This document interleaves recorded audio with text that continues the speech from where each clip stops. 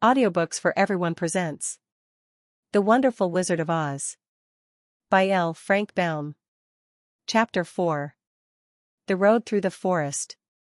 After a few hours the road began to be rough, and the walking grew so difficult that the Scarecrow often stumbled over the yellow bricks, which were here very uneven. Sometimes, indeed, they were broken or missing altogether, leaving holes that Toto jumped across and Dorothy walked around. As for the Scarecrow, having no brains, he walked straight ahead, and so stepped into the holes and fell at full length on the hard bricks. It never hurt him, however, and Dorothy would pick him up and set him upon his feet again, while he joined her in laughing merrily at his own mishap. The farms were not nearly so well cared for here as they were farther back. There were fewer houses and fewer fruit trees, and the farther they went the more dismal and lonesome the country became. At noon they sat down by the roadside, near a little brook, and Dorothy opened her basket and got out some bread. She offered a piece to the Scarecrow, but he refused. "I am never hungry," he said, "and it is a lucky thing I am not, for my mouth is only painted, and if I should cut a hole in it so I could eat, the straw I am stuffed with would come out, and that would spoil the shape of my head." Dorothy saw at once that this was true, so she only nodded and went on eating her bread. "Tell me something about yourself and the country you came from," said the Scarecrow, when she had finished her dinner. So she told him all about Kansas, and how gray everything was there, and how the cyclone had carried her to this queer land of Oz. The Scarecrow listened carefully, and said, "I cannot understand why you should wish to leave this beautiful country and go back to the dry, gray place you call Kansas." "That is because you have no brains," answered the girl. "No matter how dreary and gray our homes are, we people of flesh and blood would rather live there than in any other country, be it ever so beautiful. There is no place like home." The Scarecrow sighed. "Of course I cannot understand it," he said. "If your heads were stuffed with straw, like mine, you would probably all live in the beautiful places, and then Kansas would have no people at all. It is fortunate for Kansas that you have brains." "Won't you tell me a story, while we are resting?" asked the child.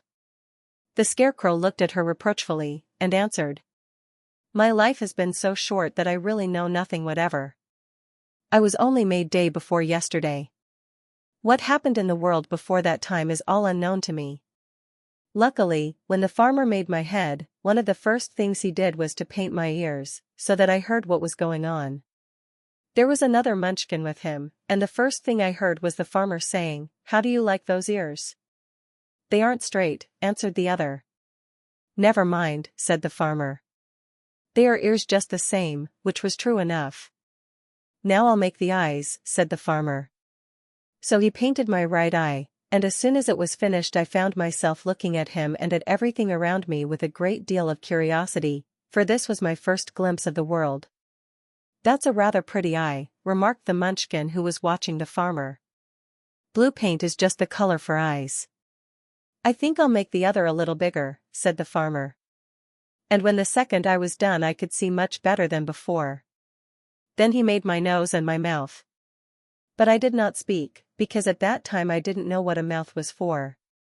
I had the fun of watching them make my body and my arms and legs, and when they fastened on my head, at last, I felt very proud, for I thought I was just as good a man as anyone.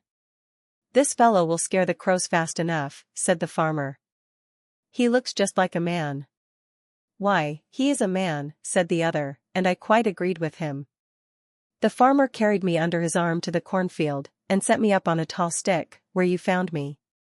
He and his friend soon after walked away and left me alone.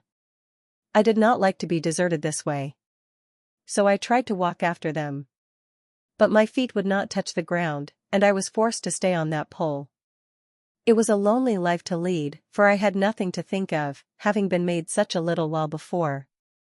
Many crows and other birds flew into the cornfield, but as soon as they saw me they flew away again, thinking I was a munchkin, and this pleased me and made me feel that I was quite an important person.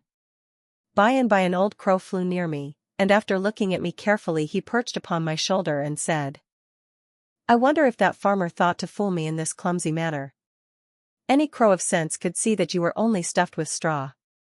Then he hopped down at my feet and ate all the corn he wanted. The other birds, seeing he was not harmed by me, came to eat the corn too, so in a short time there was a great flock of them about me. I felt sad at this, for it showed I was not such a good scarecrow after all, but the old crow comforted me, saying, "If you only had brains in your head you would be as good a man as any of them, and a better man than some of them. Brains are the only things worth having in this world, no matter whether one is a crow or a man." After the crows had gone I thought this over, and decided I would try hard to get some brains. By good luck you came along and pulled me off the stake, and from what you say I am sure the great Oz will give me brains as soon as we get to the Emerald City. I hope so, said Dorothy earnestly, since you seem anxious to have them. Oh, yes, I am anxious, returned the Scarecrow. It is such an uncomfortable feeling to know one is a fool. Well, said the girl, let us go. And she handed the basket to the Scarecrow. There were no fences at all by the roadside now, and the land was rough and untilled. Toward evening they came to a great forest, where the trees grew so big and close together that their branches met over the road of yellow brick. It was almost dark under the trees, for the branches shut out the daylight, but the travelers did not stop, and went on into the forest. If this road goes in, it must come out, said the Scarecrow, and as the Emerald City is at the other end of the road, we must go wherever it leads us. Anyone would know that, said Dorothy. Certainly, that is why I know it, returned the Scarecrow. If it required brains to figure it out, I never should have said it. After an hour or so the light faded away, and they found themselves stumbling along in the darkness.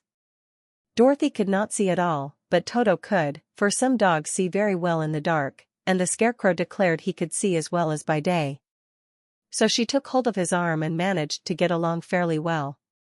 If you see any house, or any place where we can pass the night, she said, you must tell me, for it is very uncomfortable walking in the dark.